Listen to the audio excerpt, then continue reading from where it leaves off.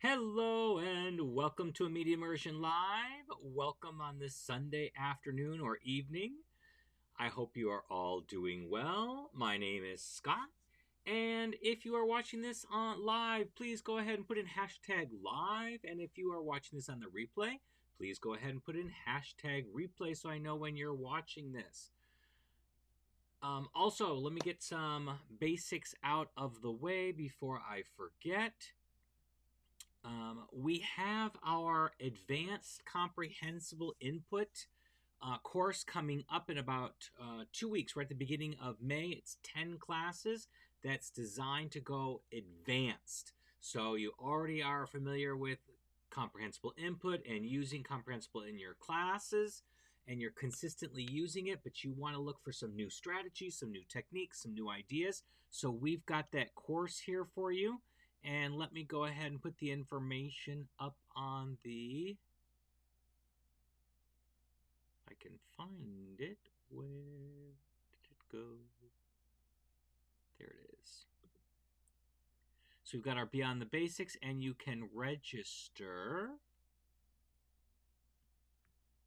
If I can find the link. I just had it before we started, and now I cannot find it.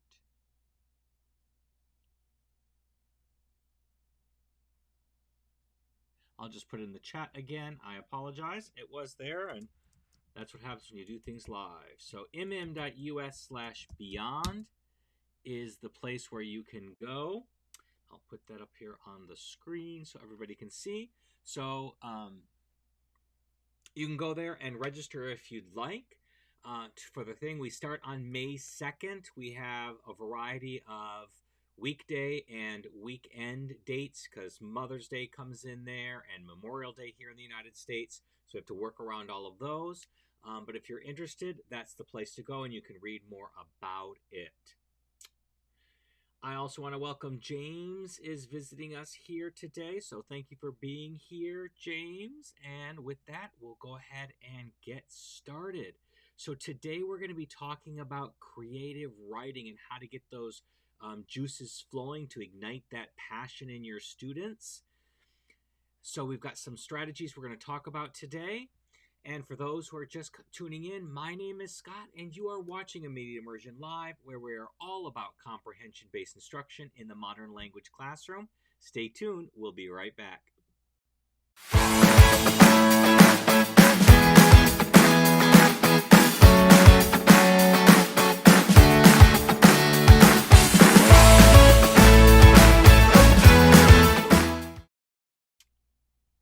And welcome back. Let's get these off of our screen. There we go. And let's get, everything keeps popping up. I don't want any more popping up. Thank you very much. And I'll turn that off for us. So welcome, welcome, welcome. Again, if you are here watching the replay, go ahead and put in hashtag replay. And if you're watching live, put in hashtag live. If you have any questions, if you're watching live, you've got the chat box. Feel free to use that. And if you're watching on the replay, please put your questions down in the comments below, and I'll be happy to answer them for you. So let's go ahead and get started with our 5 strategies. And our first one is embrace the power of storytelling. So again, today we're focusing on getting those creative writing juices flowing with your students in the target language. And so one way we can do that is with personalized mini stories. So here you would create mini stories using vocabulary and structures that the students are familiar with. But here's the kicker.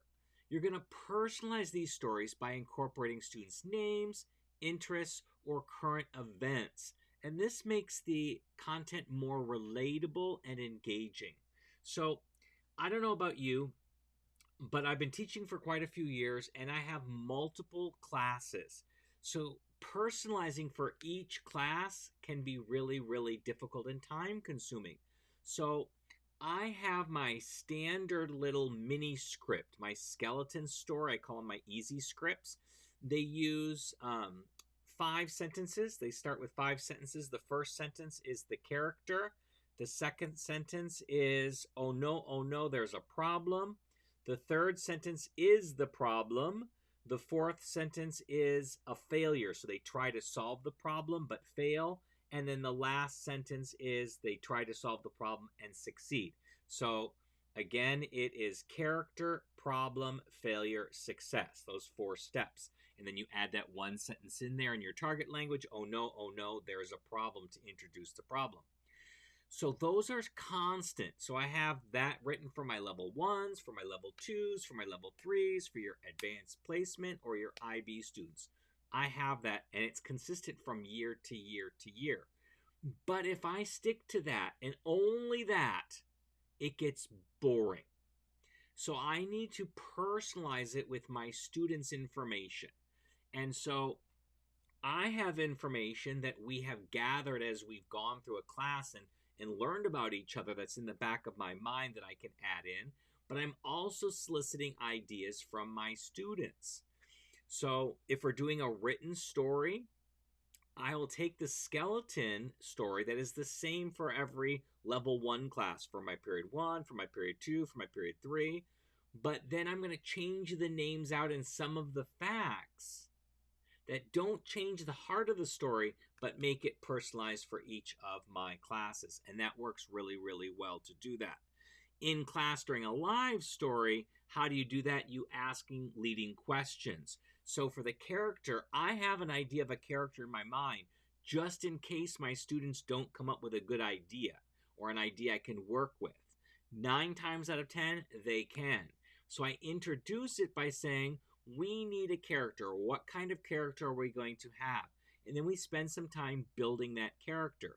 And then I say, oh no, the character has a problem. Class, what's our problem? Again, in my easy script, I have it written down what that problem might be. And that's my backup idea. But if my students, who usually generally come up with something better than me, I will steal their idea and work from there. So you have that. So an example here is if you're teaching Spanish and the focus is on the past tense, craft a story about a student who discovered a time machine and visited ancient civilizations. So not only does this reinforce the grammatical structure of the past tense, but it does so in a fun, memorable, and most importantly, in context way. So that's one idea. Another idea with storytelling are story cubes. And bear with me a second while I look it up, because I always forget, and I forgot to write it down. I was going to do this beforehand. Story cubes. There is a link for...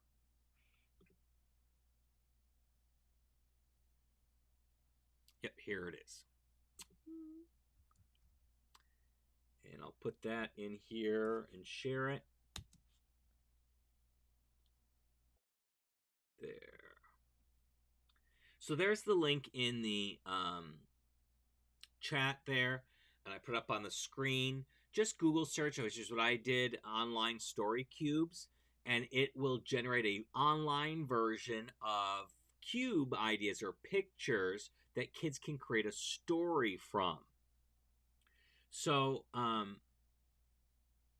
you can use the physical cubes. You can buy them and they come out as dice, or you can use the online. I just use the online and project it up, and this allows for them to come up with some spontaneous storytelling prompts. Now, I just rolled the dice, and the dice show here. Let me see if I can share what it showed here. Bear with me a second, and I will put it in here. Move to a new window, and unmaximize that. And then drag this down. Let me share my screen so you can kind of see what I'm seeing. Okay, so here you can see what I'm seeing. And see, I rolled the dice here. And I got hamburger, guitar, banana, refreshment or soda, and a computer. Now, if any of these words the kids don't know, I don't care about this vocabulary. That's not what's important here. What's important is that they can construct a story in the way that I want them to construct a story. So any of these words that they don't know, I will just tell them what they are. So if they don't know the word for guitar, I will write next to it la guitarra so that they know that that's the word so they can just use it in the story. Sometimes I like to mix it up, so I'll do it 3 times. I'll shuffle them so that they know it's completely mixed up. And then the third one is what I'll use. So here we've got, a banana, a boat, a sailboat, most specifically, a ladder, Band-Aids, and pizza. I like to have, I usually have a student click the button because it's more fun that way. A student goes, oh, I want to do it, I want to do it, I want to do it. And so it's a little more fun. But you can use these and it creates something they couldn't predict or plan for in advance. They are getting to actually see what is going on. They get to actually use what's up here and they have to adapt to whatever pops up there. So that's a great use of the story cube idea.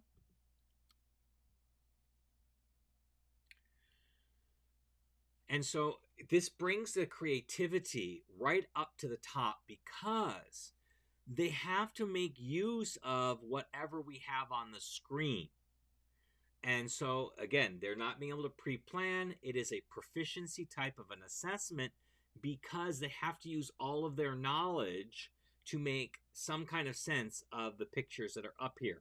And if we had here, it could be, we had, let's see, they're on a sailboat and they're sailing down the ocean and they climb a ladder to fix the sail. And when they're climbing down, they slip on a banana and then they got a injury and they put a Band-Aid on it. And then they wanted to feel all happy. So they had their comfort food, pizza, something like that. So an example in a French class could be, maybe the role came up with a castle and a ghost and a key, because you can change the number of cubes that are available up here. So for like level 1, I might go down to a smaller set of cubes, like maybe only 2 or 3 cubes, or maybe even only 1 cube at the very, very beginning, so they're only focused on one thing. And then the students can collaborate to create a ghostly tale set in an ancient chateau. It's about making those language structures stick through engaging narratives. Now, you can do this as an individual activity where they're actually creating writing based on their individual ideas, or you can put them into small groups and then they can work together that way. Or you can do the one sentence chain where the whole class participates as a whole, and one student starts with the first sentence, and the second student will add a sentence, and the third student will add another sentence, and we can do that. And as they're adding sentences, I can type it up on the board, and then the kids can copy it into their notebooks. And then another way you can do this is where everybody's writing at the same time. So everybody's writing an individual story, but they're only writing either one sentence at a time or for a set time limit. Like, say, for my beginners, I might have them only write for 1 minute. And then for my upper levels, I might have them write for 3 minutes. And then when the time is up, they swap papers. They rotate the papers all down one. And then the next person reads what's written there. And then they have to continue the story from there, whether it be another 1 minute session, a 1 sentence session, or a 3 minute session. And they can continue going through that way. So that's another way that you can use these. Lots of different ways that you can take these story cubes and make the idea your own.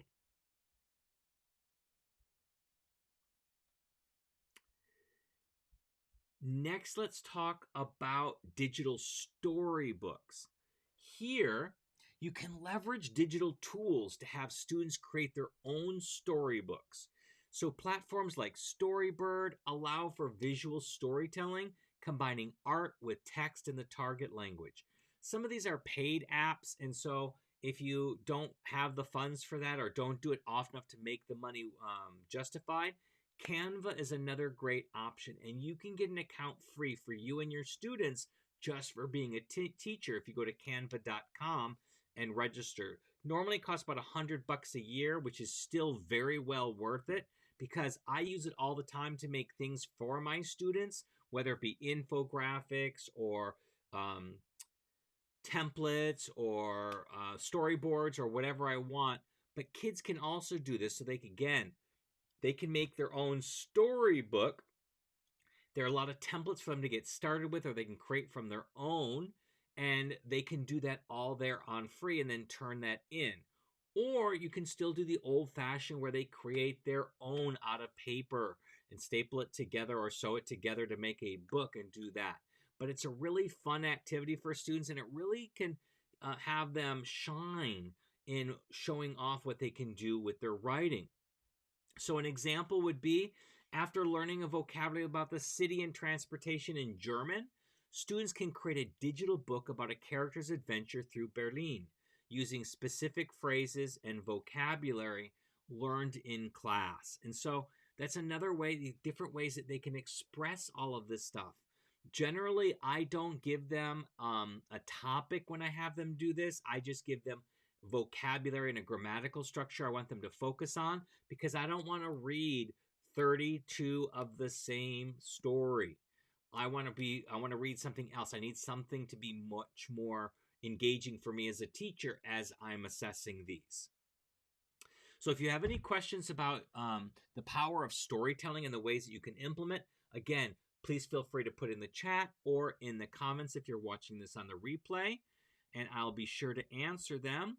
In the meantime, let's go ahead and move on to the power of music and poetry. So, harnessing that power of music and poetry is a really strong strategy. Kids don't really like poetry. They don't really realize, though, that music is our modern day poetry. And a lot of kids listen to rap music and they don't even know what rap stands for, but it stands for rhythmic American poetry. And so you can take popular music and analyze it as poetry to get a little bit more modern instead of going back and looking at classical poetry pieces, which might bore some students. So our first strategy here is songwriting workshops. So music is a universal language. So you can organize workshops where students write and perform short songs or raps in the target language, focusing on repetition and rhyme to drill those language structures in there. So you could go ahead and maybe listen to a few songs, analyze a few songs in a particular genre in your language, analyze them for the different imagery that they have in there, the type of language that they're using, the type of rhythm and rhyme that they're using. I'm no musical expert, so I don't know what else you could analyze. Those are the basic things that I look for. And then after you've analyzed a certain genre, you can have students write their own in that same style of genre that you just studied. So it makes it a little bit more fun, a little more engaging, especially for your musically inclined students. And because you might not have a whole heck of a lot of musically inclined students, this might be better to work in small groups rather than individuals. Though in this case, I would allow individuals to work on their own if they would prefer. So an example would be while covering the future tense in Spanish, students could write a song about their dreams and aspirations using the future tense to describe what they'll do. So here they're taking their creativity, they're taking that musical inclination, and then they're creating some kind of a song, a poetry song, using that information and focusing on a particular grammar or vocabulary element in the target language. And kids really get involved in this. And some of my kids actually like to perform, or I've even had kids like to make music videos, which is fun. James says, yes, I teach class that studies the lyrics of Eminem, so many rhymes, including internal rhymes. Absolutely. And kids don't realize that these are actually,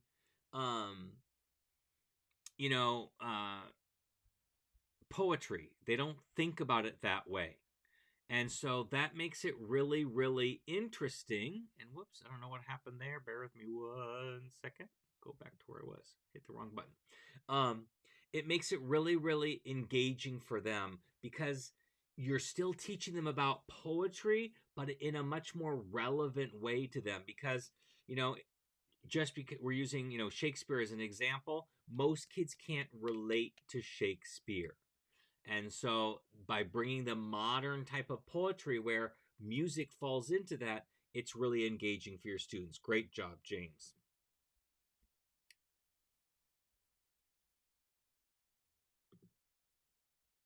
Okay.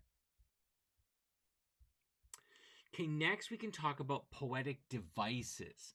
So here you want to introduce your students to simple poetic devices in the target language, such as the rhymes, like James is doing here, alliteration, similes, metaphors, all of those types of things.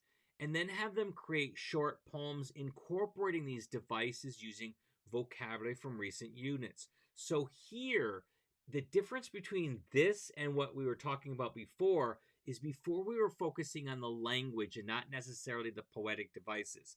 We were having them focusing on vocabulary or grammar structure to write their particular song or poetry or lyric. Here, we're taking a particular poetic device. For example, I say, I want you to write something here where we've got every end of the line rhymes, or that you have some alliteration in there, or that you incorporate similes.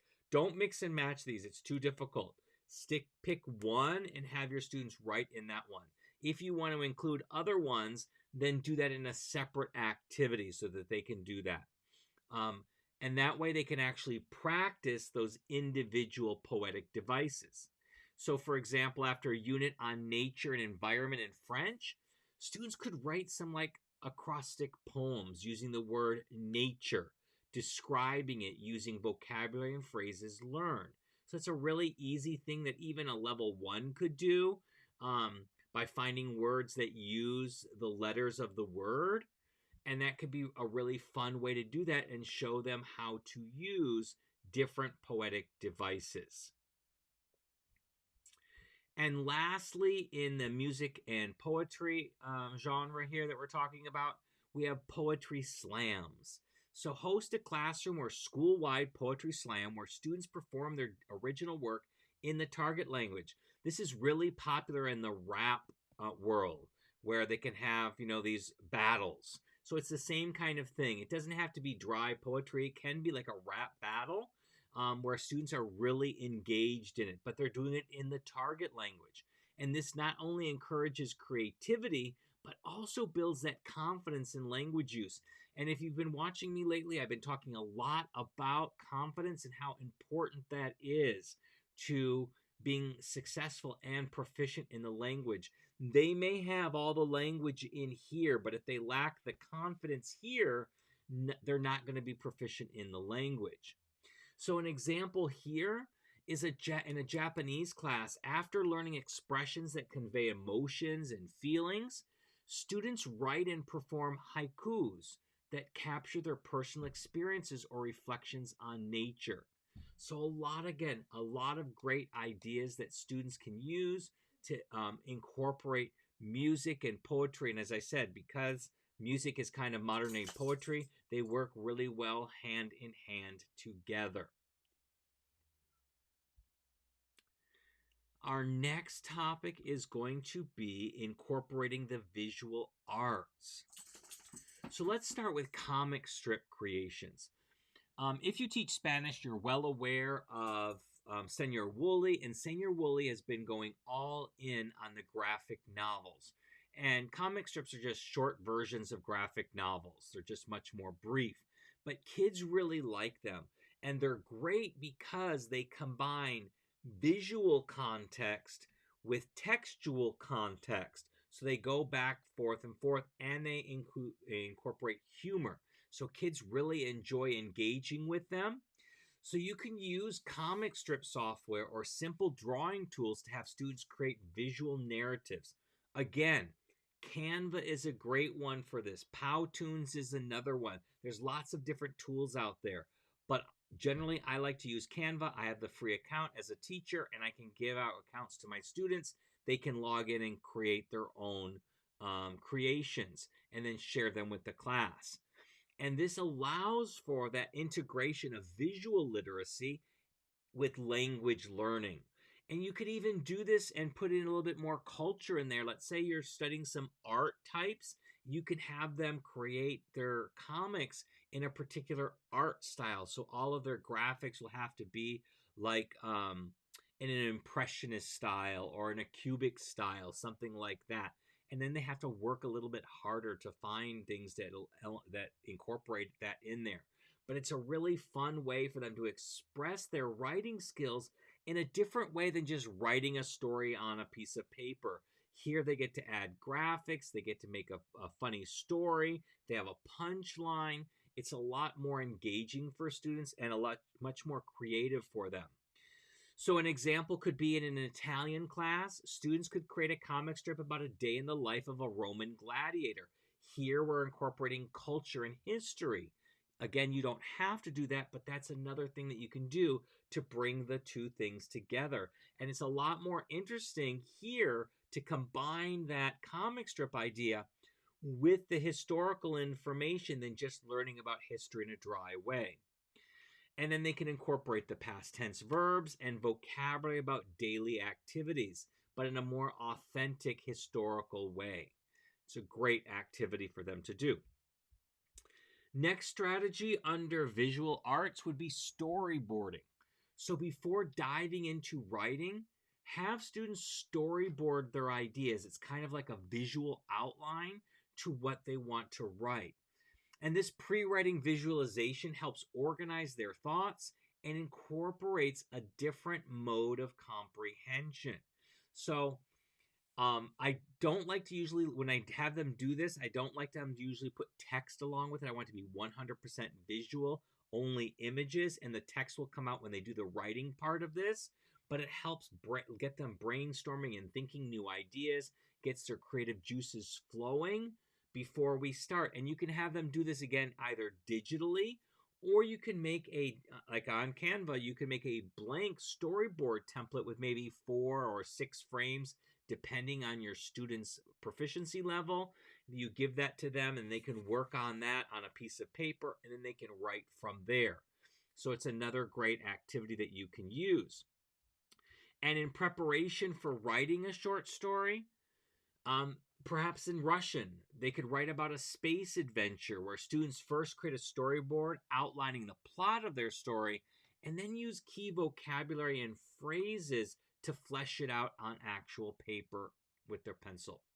So that's another great activity for them to be able to, incorporate the visual with the textual. And that's a really strong combination because that way they get them, when they see those words written out in letters or in characters for many of the Asian languages, and then they incorporate that with an image, they bind together and it helps them solidify that vocabulary that just memorizing from text can't do.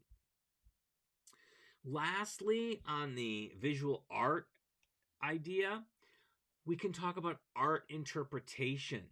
So we can use artwork as a prompt for creative writing.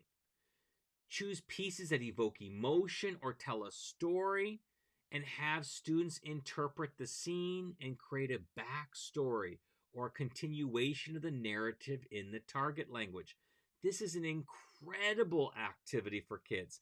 Again, we are incorporating culture in art history in, plus writing and the creative flow, plus language. It's win-win for everybody.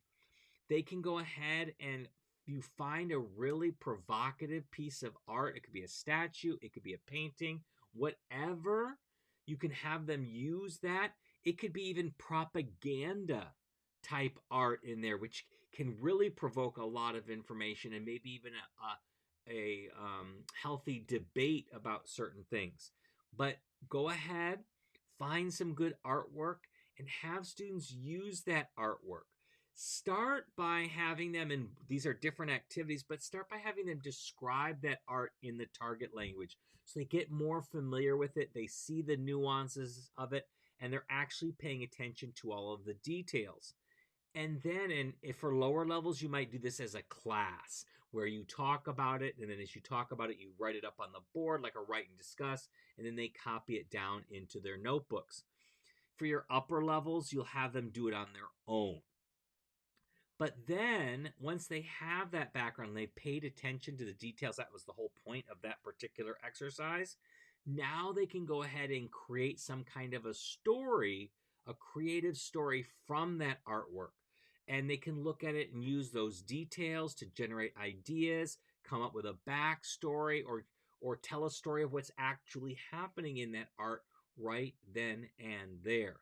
And so an example could be after studying a painting of a bustling market in Morocco, students in an Arabic class can write a short story from the perspective of one of the figures in the painting, using vocabulary related to shopping, bargaining, and colors.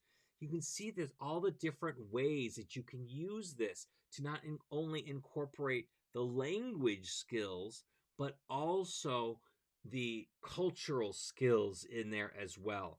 And it's a really fun activity. And it's much more engaging than just studying the art for the art's sake by, ooh, let's look at this painting. It's in this particular style by this particular artist and was created in this particular time period. That's all well and good, but it's not engaging for your students. But this is a way that you can take that information, still giving that basic information about the art piece, but you're incorporating in a much more engaging way, and students will get much more involved. Next, let's talk about leveraging technology and social media. Let me move my slide ahead.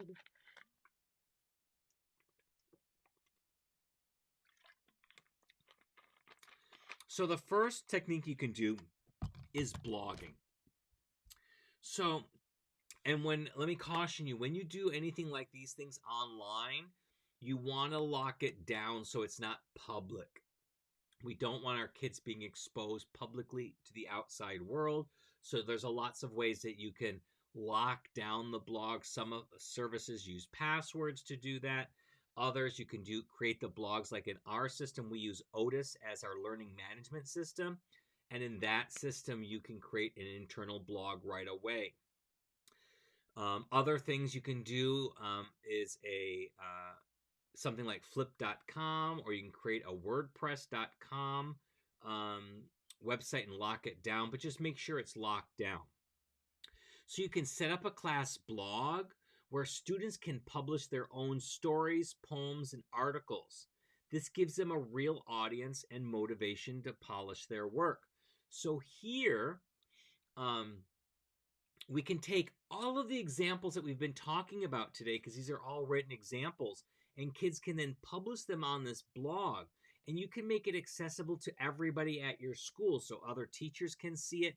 Maybe it comes out in like a little digital publication. Like I know our advanced language arts classes at our schools puts out a journal at the end of the year.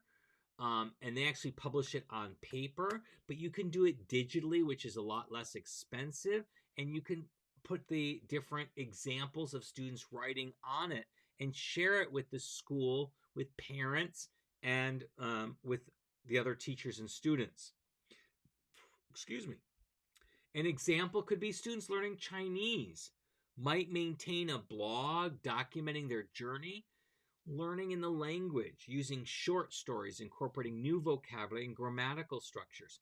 This is a really fun way for them to be able to showcase what they're able to do in the language. This could also be like an end of the year activity where you can say, okay, we're making this publication, digital publication, whether it be in a vlog type style, or maybe a digital publication. Can't think of the word.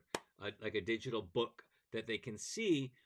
So I want everybody to find 3 pieces that they're really proud of that they worked on throughout the course of the year, and we're going to include those in there and share those out. So that's a way to do that.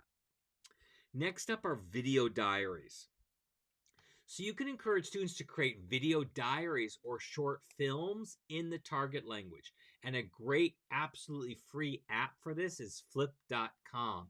And it already sets itself to private, so you don't even have to worry about that. And it's not only just private, it's private to other students. So you can only you can release each student's video once they give you permission if they want to share it with the rest of the class. So this can be an individual or a group project and allows for a blend of speaking, writing, and editing skills. So maybe they start with creating a script that they want to talk about, or at least an outline that they want to talk about, and then they publish it on flip.com, which is a visual recording tool. They can use their phones, they can use Chromebooks or their PCs or Macs to record the videos using their cameras. There's an app for it, so they can download the app and use it. And it's a really fun activity for kids, and it really gets them showing their creative juices in the target language. So it's very fun. An example would be after a unit on family and relationships in Portuguese. Students could create a short video diary entry about a family gathering, describing their relatives and activities they did together.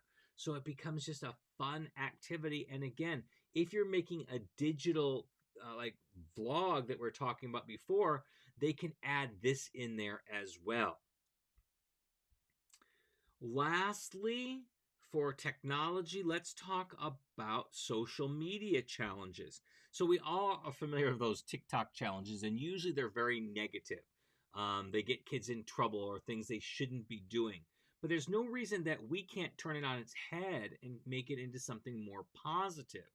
So we can create a class Instagram or TikTok challenge where students post short, creative videos speaking in the target language. So what I do here, again, for my student safety, is I have them create new TikTok accounts or Instagram accounts that are private.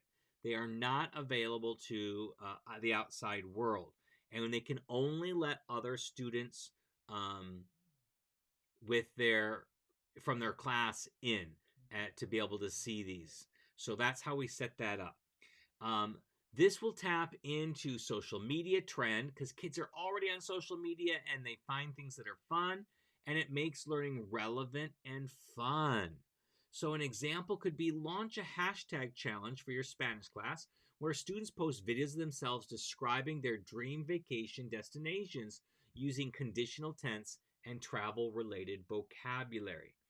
If it's for level 1 where they don't really have those language skills, maybe you can have a challenge where they dance to a particular genre of music in the target language, or sing along like karaoke style to it. Make just a short little video. Again, though, these are not available to the public. They're only available to students in your classes because it's on a private activity so that these kids aren't getting out into the world.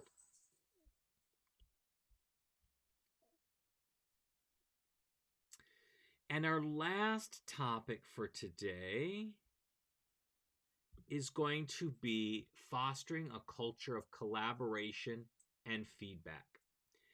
So for anyone to learn, grades are not important, but feedback is. But not just any feedback. And I thought I switched my thing. There it is. Okay. So our first idea would be like peer editing sessions. So here, you're going to organize sessions where students review and provide feedback on each other's work. And this not only helps improve the writing skills, but also encourages critical thinking and constructive criticism.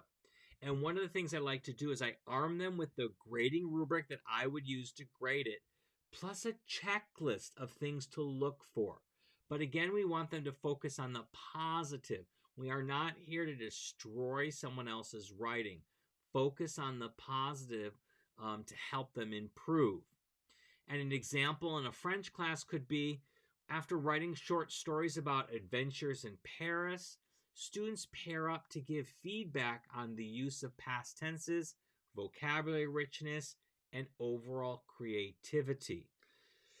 And then they can pass the papers around, work with a partner, they can follow the checklist and the rubric, and then give helpful feedback for improvement on that.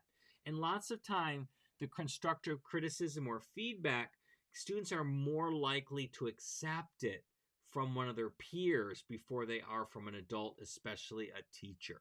So it's another great way for them to get that feedback and the constructive criticism where they're not feeling so bad or that they're being graded on that information. Another strategy is a writing circle. So you can create writing circles within the classroom. Small groups where students share their work and discuss their ideas.